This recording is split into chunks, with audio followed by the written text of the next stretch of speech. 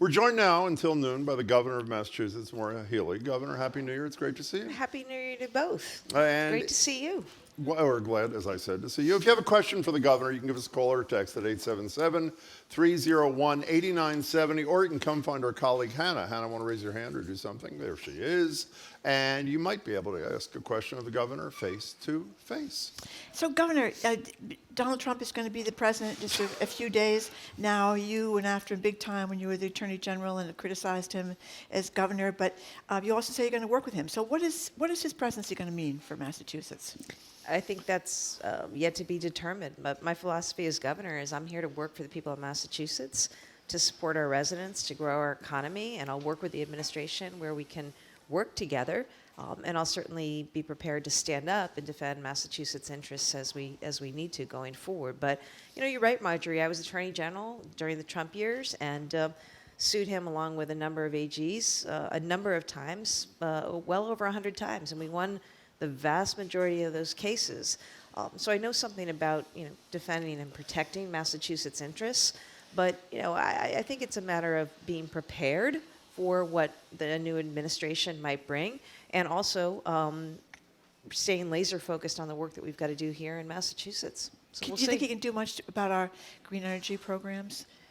I hope not. I mean, I think that this is where we need to go, not only as a state, as a country, as a world. This is where the investments are. We need to move away from fossil fuels, and obviously we've made a huge play for that here in Massachusetts. I'm proud of the work that we've done.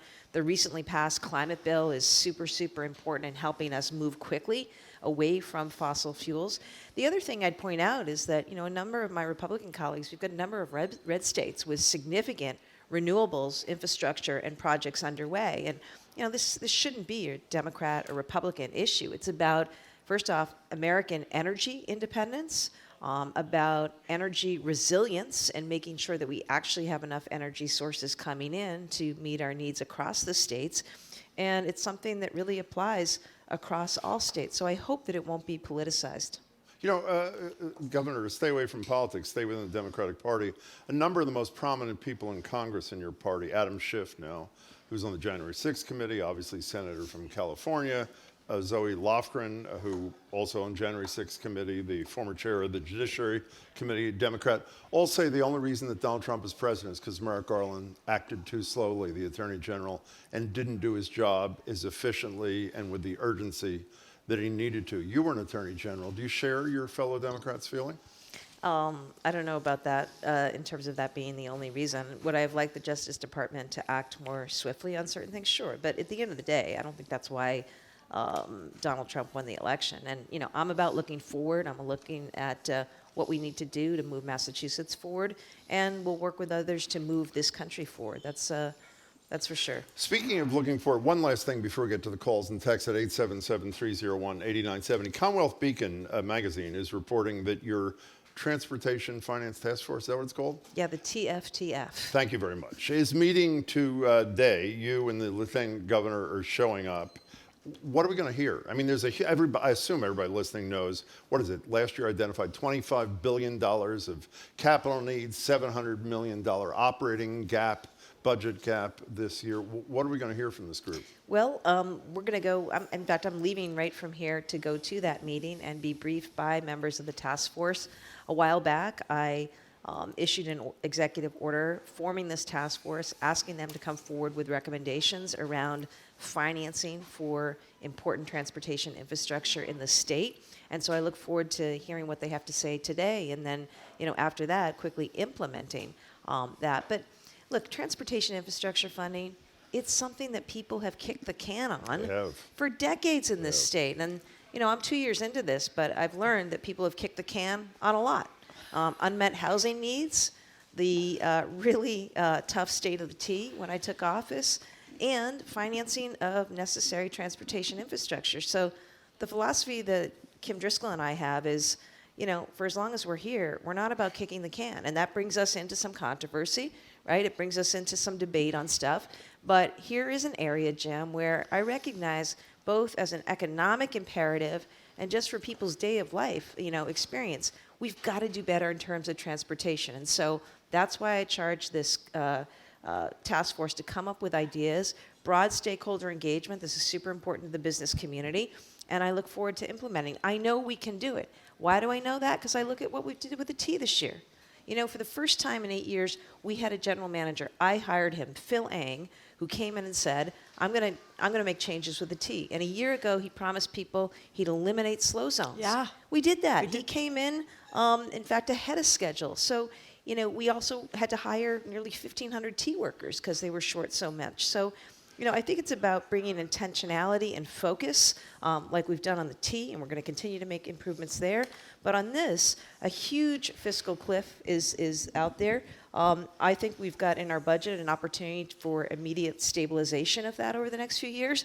But I also know we need to think about what are the ways to support the financing that we need to build the world-class public transit operation that we deserve. So you're assuring people that this task force is not going to continue the can kicking, because some reports are saying no recommendations, just going to fall back on the excess from the millionaires tax, the $1 billion that's lying there, and no real long-term plan to deal with the financing. Well, I'm going to see what the task force has to say. I know that I've asked them to focus on what are the foundational things that we need to do. I mean, look, it's like a burning building, you know, or it's like a crumbling foundation, right? I mean, there's certain things that you need to do, folks. That's why Phil, with a T, started with immediate repairs to the slow zones. You know, let's do that while we bring new trains online.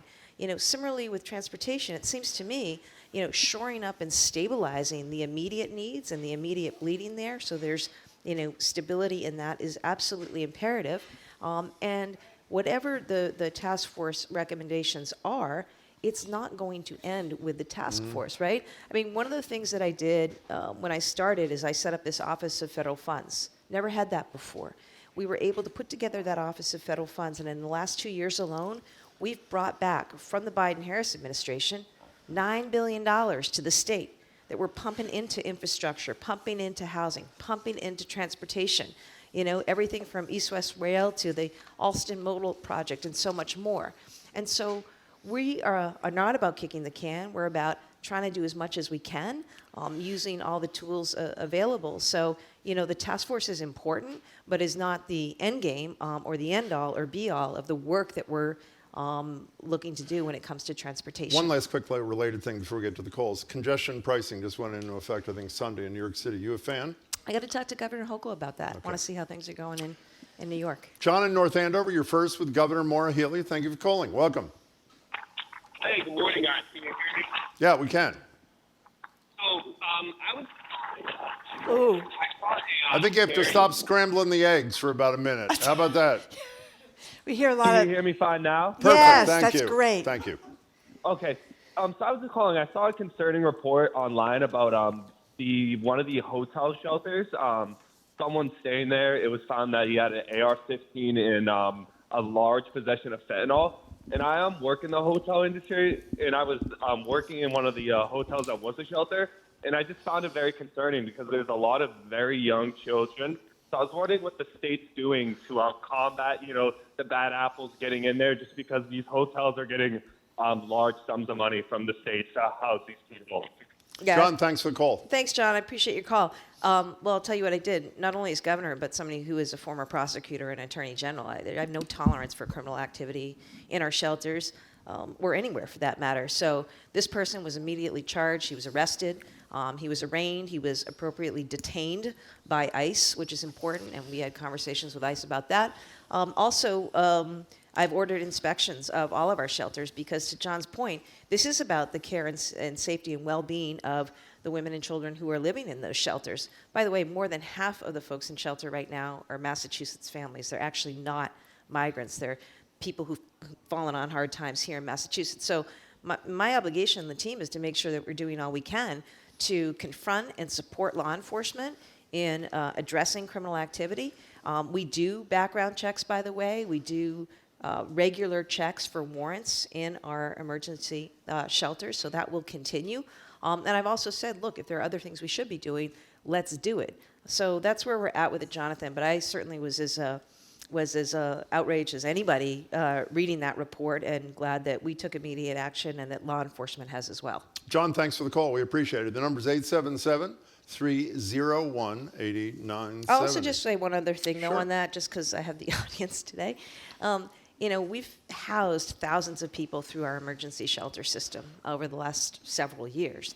And in just the last 2 years of my administration, where we did see an increase in numbers to the shelters because of Congress's failure to fix the border, right? I mean, that's what happened. We saw an increase in numbers. Donald Trump killed that bill a year ago. Hopefully he promised, he ran on fixing the border. He has the opportunity now with the House and the Senate and being in charge of the administration. I hope he does. But, what we did try to do, and I'm pleased with what we did try to do, 6,500 folks who came through who were migrants, 4,800 of them now have work authorizations and are working. Many have already exited shelter, so that's a good thing. Obviously, passing the Affordable Homes Act, that was something I'm really, really proud of. It's the state's largest housing effort ever, a $5 billion law that I proposed and signed that's going to create more housing, because some of this goes to just the fact that we don't have enough housing. That's why we have Massachusetts families, many of them ending up seeking shelter, is because you can't afford rent. Even with a subsidy, you can't afford rent. And it runs the gamut, right? And we've got folks who've got kids living at home, having returned from college, that can't afford a place. We've got older folks who can't afford to downsize. It's a matter of economic competitiveness, and it's why now that we've passed that bill this year, we're laser focused on implementing the Affordable Homes Act already.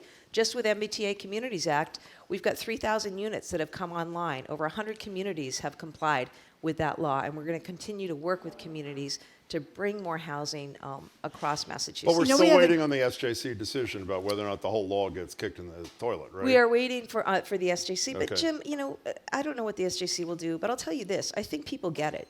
Community after community understands, because you don't want to see your young people leave. You don't want to see your businesses go elsewhere because they can't afford to hire or retain talent. This is something that we've got to do, and we've served up an easy way to do it. I surveyed, one of the orders I issued, survey all state property, survey existing land. Let's start there. See what we can use and turn over into housing. Look at all abandoned mills and factories or state hospitals, right? How do we make use of those properties? And also, how do we work with developers right now? We've set up something called the Momentum Fund that's going to help developers at a time where interest rates are still a little high. They've come down. How do we incent more development? Not just affordable housing development, but middle market development that we need. So I'm really excited about that. I've been out at sites where we're building housing around transit hubs, which is good for the environment too, because it gets people out of cars. They can leave their apartment and walk right to the T and get right in town, downtown Boston, for work. Like, this is there's a lot of good that is coming online, and we're just going to full steam ahead, keep pushing it. Mike from Charlestown has a question along these lines of affordability. He said he's concerned about reports about young people leaving the city and region, and he thinks we have a great opportunity to keep them here by removing the broker's fees to ease immediate housing costs.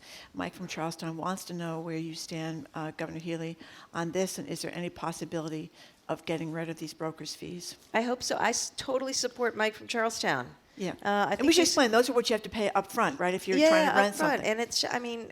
And I think they should be abolished. I think they should go away. I totally support that and support taking action to make that happen. This is one of the things, when it comes to affordability, we're an expensive state, right? I know that, and that's why in my first year, I passed that $1 billion tax cut. I was the first governor, by the way, in over 20 years to get a tax cut. But it was important. And right now, families, for the first time this year, they got an additional $300 off for every child under 12. Next year, that goes up to $400. We found ways to provide relief to seniors by doubling the senior circuit breaker. Why am I saying all this? Because I'm trying to explain to folks where my head is at as your governor. It's focused on affordability, right? So Mike's question about why do I have to pay these exorbitant fees to a broker who's doing nothing for me, really, in terms of landing this apartment? Yeah, that stuff should just go away. Should the landlord pay them? The landlord pay? The landlord can make their own arrangements, but this is the fees on top of, first and last. That's what New York Okay. City now requires, is the landlord pay. The landlord's You know, We'll pay. take a on look this at all note- this, but I just do think that, I recognize that, housing costs are high, and we've got to do everything we can to drive costs down, which is why also, right, this year, when I think back about the year and what we accomplished, we lowered tuition at UMass across the system. We made community college cost-free. There's free breakfast and lunch for every child in the state. Like, these are all important cost-saving measures. I'm going to be happy to soon sign a health bill, either tomorrow or the next day, that's going to lower the cost of insulin, right? There are things that we're going to continue to stay focused on when it comes to making life more affordable for people, while giving them the benefit of living in a state that is currently #1 in the country for healthcare, for education, for innovation. We were just ranked #1 in the country as the best place to live if you're a woman, best place to have a baby, best place to raise a family. And so, those are all good things that we celebrate and want to continue and strengthen while we work on challenges like housing and affordability. Are you as a realistic matter, though, on the broker's fee? Let me be euphemistic. I This think is first month, last month security the deposit kind of legislature. deal. Well, no, it's the broker's fee. Yes, It's but not that's the what you first end and up last having one. to pay Right. if Oh, you- exactly. The legislature, this is the euphemism, is fairly friendly to the real estate industry. I think it's fair to say your real estate transfer tax died.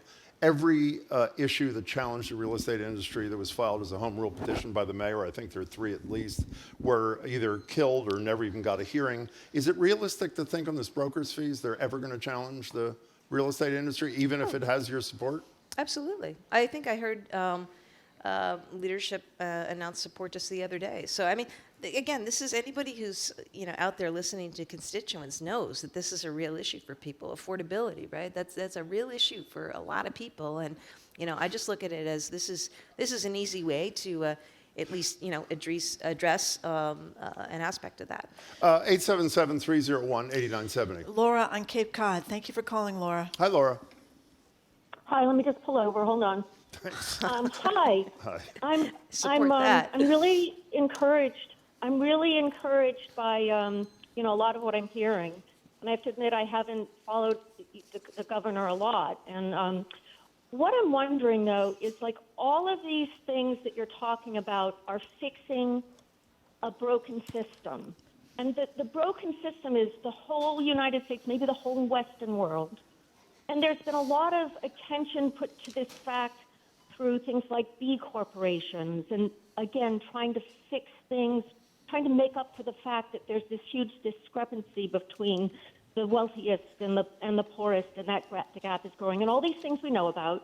Housing is a prime example. Why are we not looking for a system that changes that underlying thing, the way, the underlying system that's making all the problems? I don't hear this addressed very much in public radio, even in any sort of mainstream thing.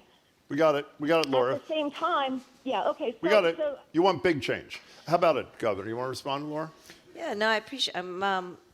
First of all, good to hear from you, Laura, and love the Cape, especially this time of year when there aren't as many people down there. It's a little cooler, I should say, but it's a wonderful place, and a place that we're working hard to support, especially with housing and workforce needs. Laura, let me say this. I actually think that the way I approach things does look at the systemic issues. Sometimes you got to stop the bleeding, right? You enter a situation, you've got to immediately cauterize, stop the bleeding, and then you've got to build a model, and sometimes that means redoing things completely. Sometimes it means just doing things and building on an existing framework. And I just say that. I look at the climate bill, right? Climate is such an important thing that we need to address. And I'm really proud of our team for putting forward and working with the legislature on a climate bill that's actually going to change some of the fundamentals about how we actually do energy development in the state. The work that we did to change the way stuff gets cited, the way it gets permitted, the way it will now better involve community up front, is really going to be transformative. And that's just a small example of, how you can approach things systemically. And what that's going to mean, Laura, is that you're going to see a lot more energy and a lot more work done on the grid and on connecting to energy sources and bringing energy online, whether it's wind, solar, hydro, you name it, because we made that change. And,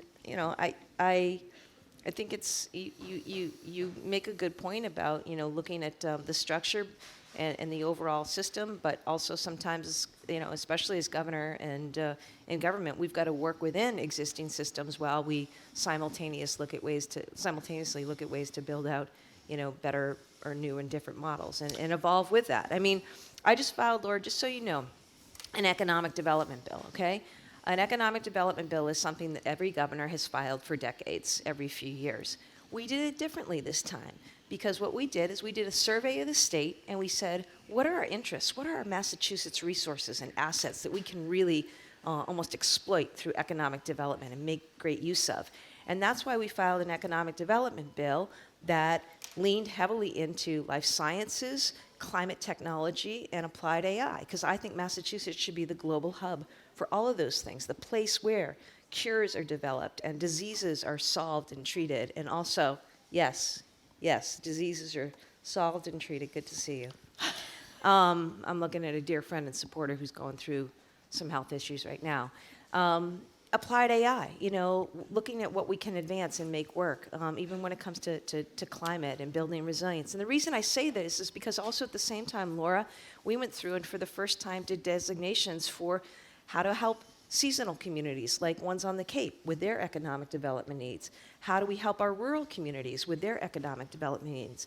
Things that had not been done before, but that we're doing because you've got to innovate in terms of the model of what you're working with. And that's what we're about. Now, I can't solve everything, but I can try to do things, as governor within the power that I have. This morning, we released, for example, $2 million in grants to abortion providers. We know nationally abortion has been under attack, women's access to reproductive health care under attack. What can I do in Massachusetts? I can make sure that we're providing funding to our abortion providers so that they have the security, so that they have the infrastructure to serve patients, and so that they have the funding to continue that work. That's something that I can't control. I can't change the whole landscape nationally, Laura, about what's happening. So you have to kind of, navigate as best you can. That was all. Jim's and Marjorie are looking at me, but that's a long answer to your question. Well, and I see you pulled over. I imagine you pulled over on Route 6 there with your hazards on. Yeah, have the hazards on. You can get back on the road. Well, Laura, thanks for the call. You mentioned before Massachusetts is a great place for healthcare, but we've of course had this tragedy with Steward Healthcare, which owned a lot of hospitals here, going under.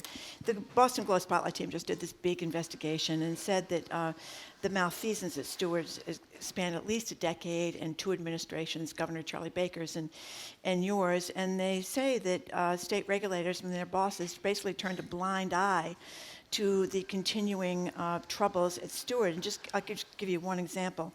In 2015, Nancy Kane, a Harvard health analyst, did a report for the state and reported that she was alarmed by Steward's siphoning off money to the top executives, millions and millions of dollars, while they were spiraling into bankruptcy. And she thought that they were headed toward big trouble. And she claims that when you were Attorney General, your office wanted her to make this report, quote unquote, happier than it was. I know you've said that the Globe report was inaccurate in places and full of insinuations and unfounded information. So what did the Globe get wrong? So much, but look, I think we all know what happened with Steward. They came in to save Caritas and were, properly licensed and operating here. Then their CEO, who's, a real monster of a person, went out and got Cerebus, the private equity company, which is not illegal. I mean, private equity is in a lot of our stuff, right? And certainly in healthcare here and across the country. They came in and, basically stripped, assets from these operating facilities, which were already, fragile to begin with. I'll tell you what I did as Attorney General. We fought against Steward. Steward was refusing to provide financial information to the state, not just to my office, but to the state agency that collects financial data every year from our hospitals. And Steward said, well, we're a for-profit, we play by different rules. The state, we disagreed.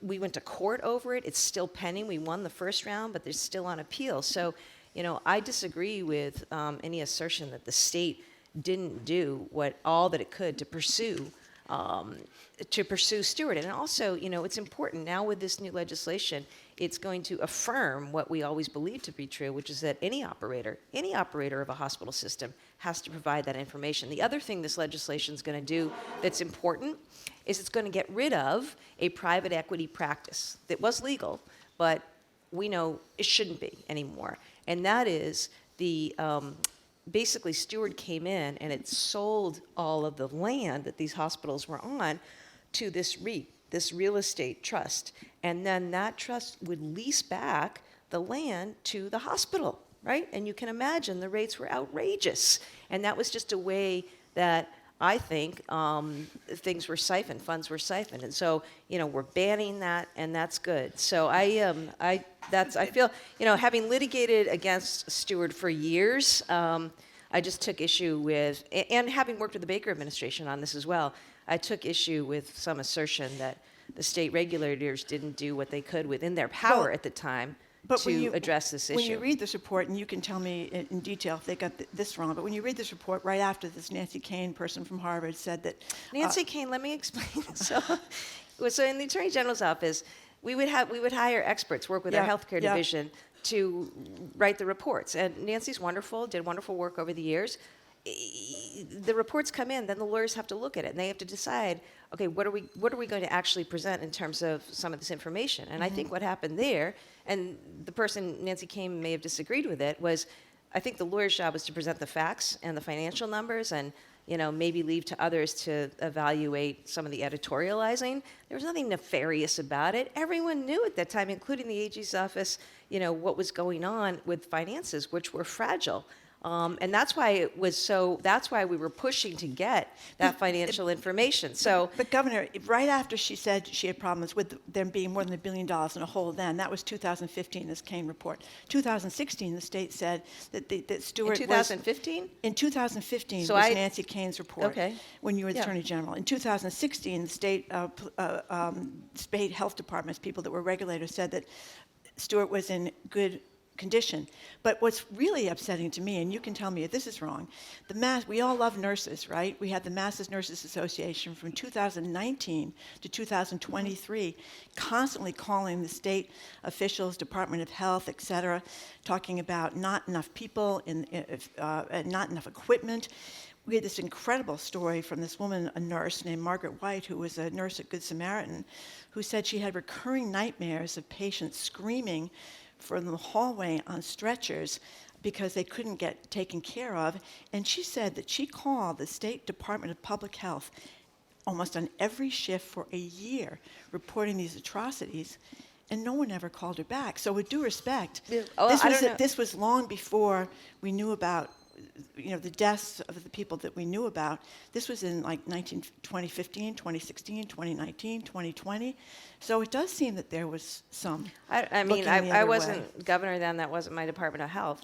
But I'll tell you, look, anybody out there listening today, you guys know the struggles that all of our hospitals are facing right now, whether they're ones that are better resourced, like Mass General Brigham, or ones that aren't as well resourced.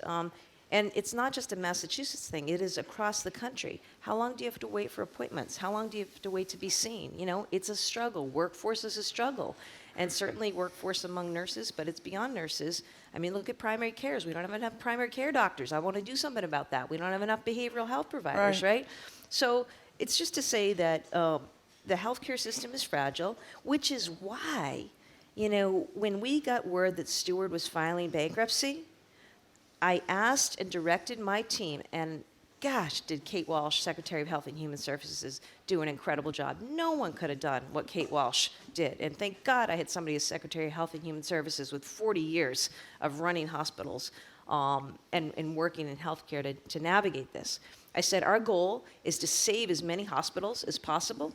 We want to save 13,000 jobs. We want to save patients' access to health care. And we want to help stabilize what is already a fragile healthcare market.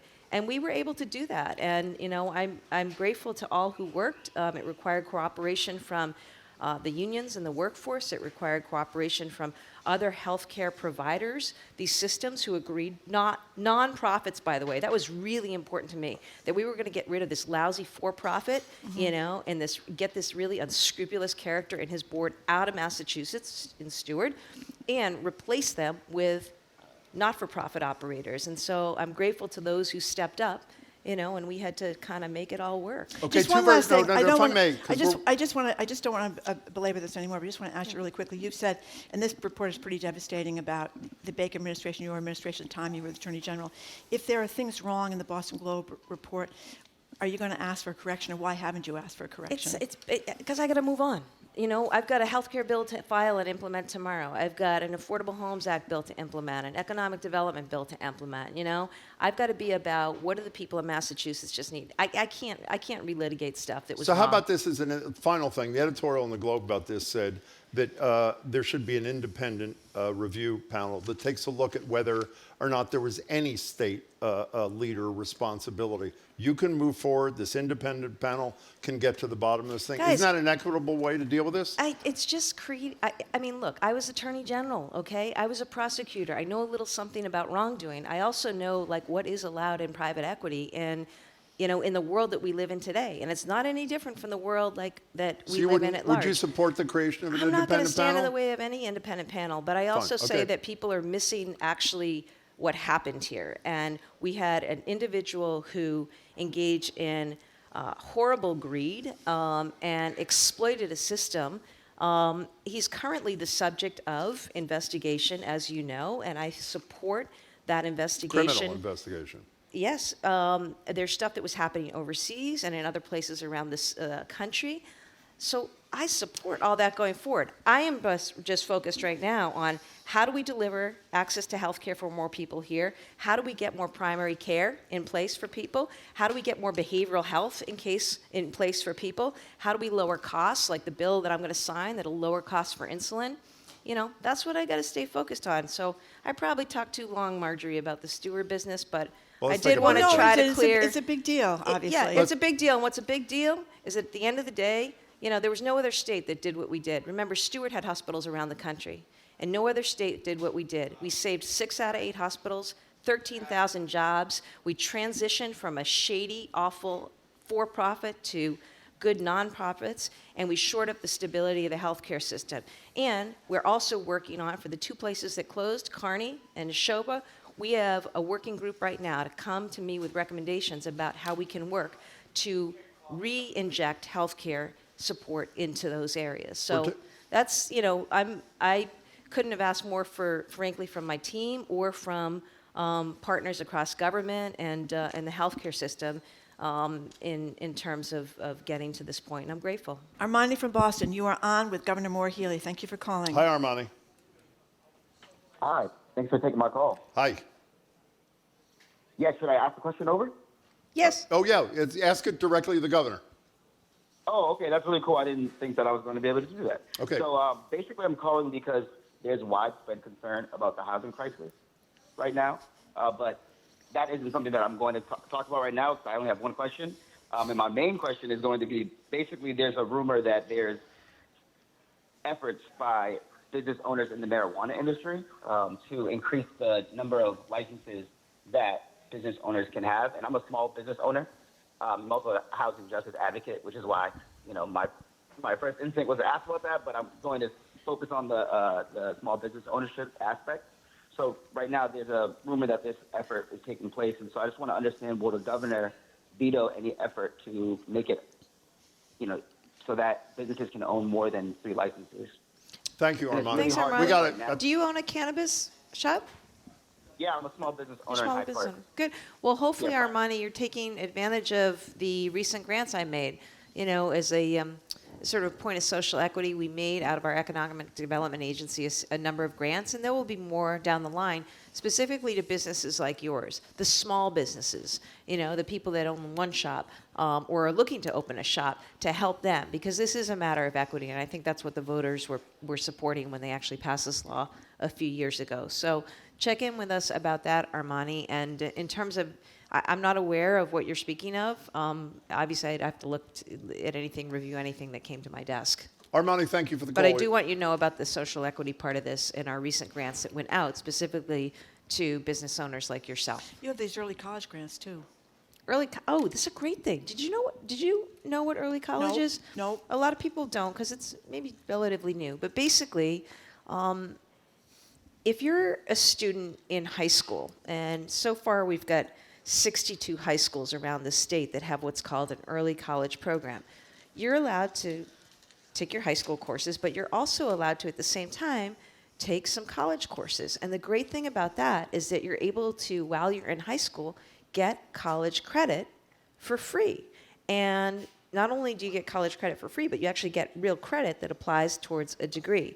And so today we awarded another $8 million to expand our early college program across the state. We had a particular focus in rural communities and gateway cities, so I'm super psyched about that. This is great news for our workforce, by the way, because a lot of these programs tie directly to the programs that we definitely need real workforce support in. So, I'm excited about that.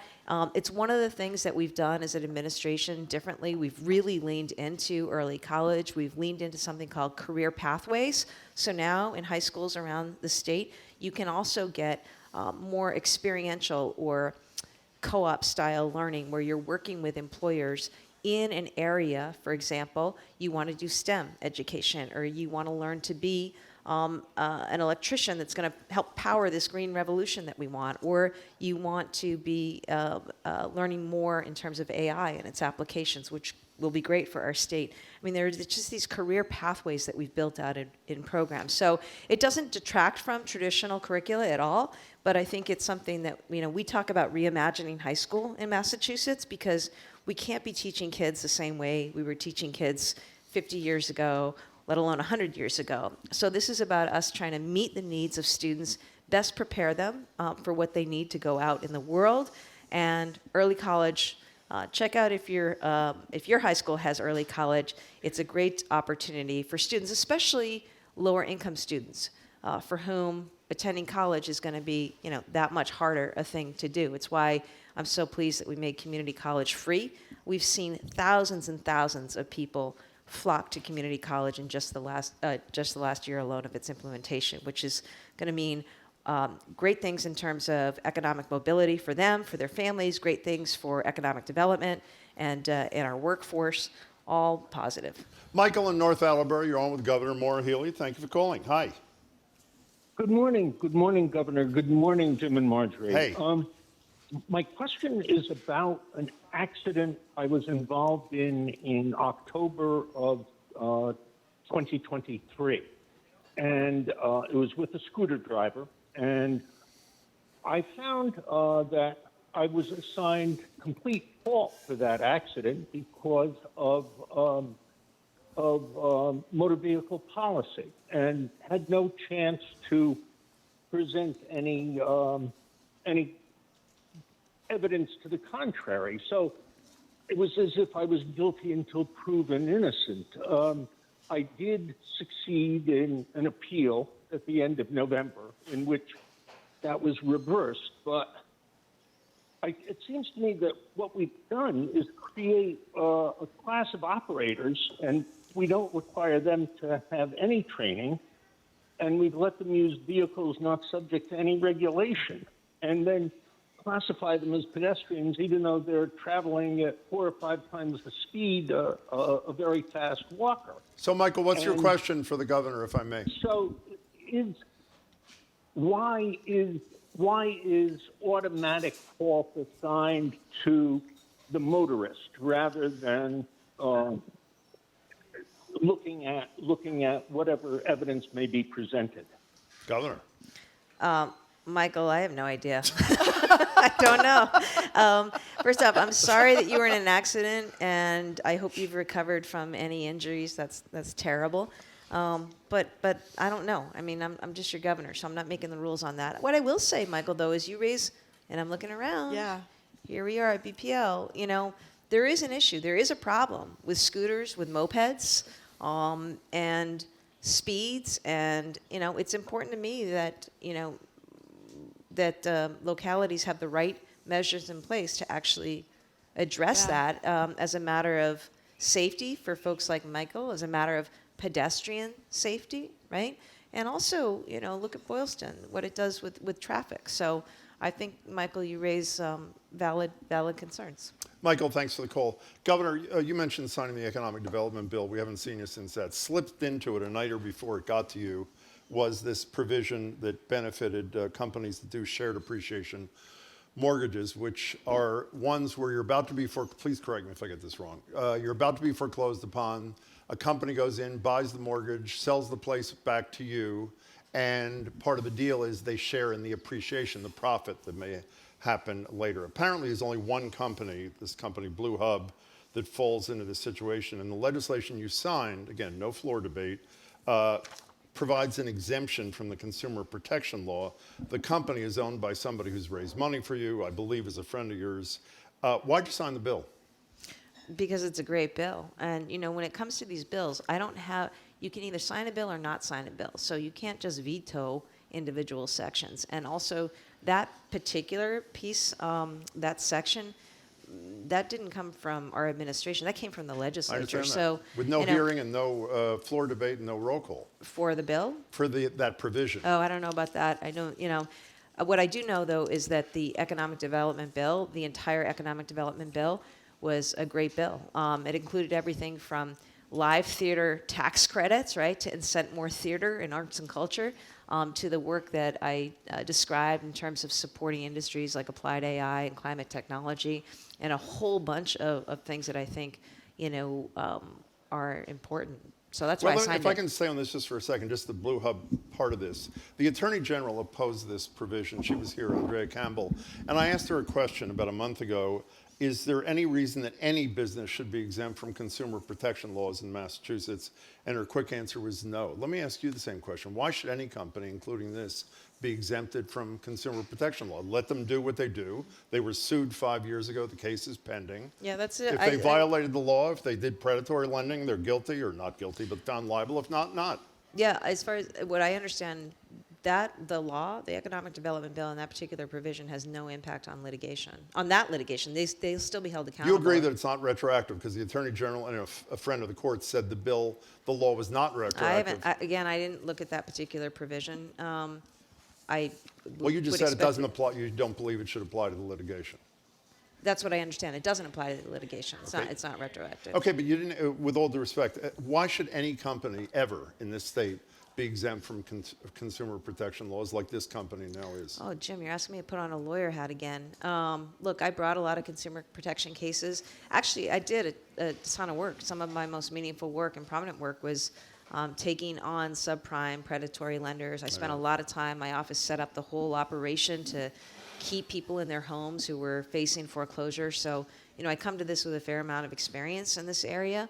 But in terms of the specifics of that section, that was something from the legislature that was part of this omnibus bill that I support. Would you exempt any other business from consumer protection laws? Not that it comes to mind. I don't Okay. know. I'd have to Okay. think more about that.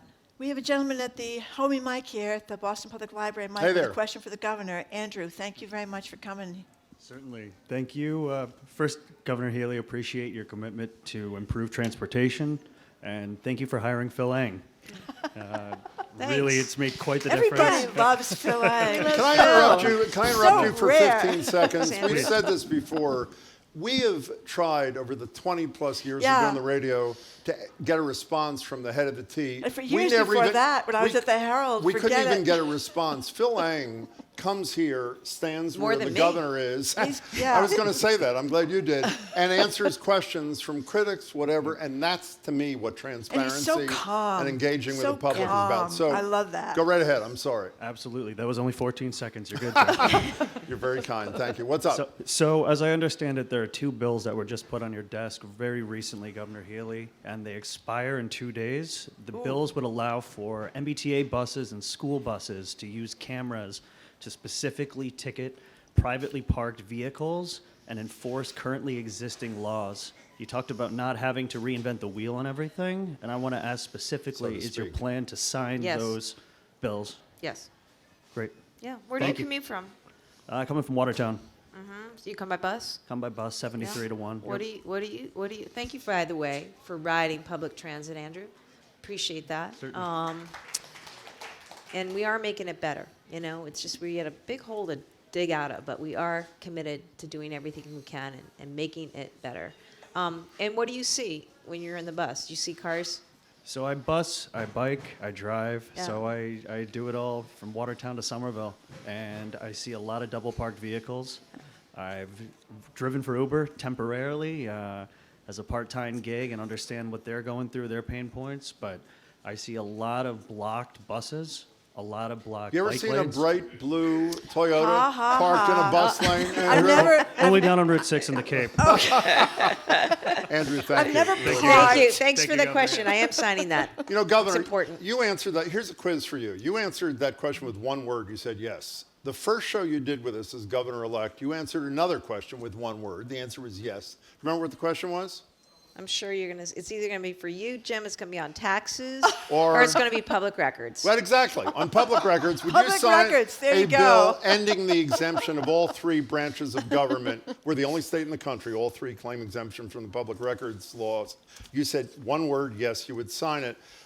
You said, I believe, either at a press event or the Globe the other day, yes, I would sign it. It still hasn't gotten to you, with certain exemptions. But you didn't explain what the exemptions had to be. What would they be?